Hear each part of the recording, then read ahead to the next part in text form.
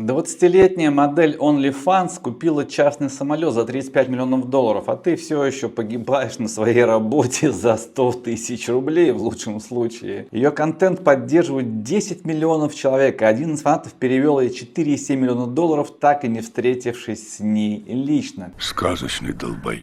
Девчонка, ну, симпатичная, окей, да, но, блядь, почему она, почему не я? А почему? Я бы за 4,7 миллиона долларов тоже прыгал бы в купальнике и теребонькал бы там везде, где только можно. Это лучшая работа в мире. Лучшая работа в мире. Лучшая работа в мире. Купила частный, блядь, самолет, 35 миллионов долларов, пацаны. Кто бы теребонькал за эти деньги, пишите в комментариях.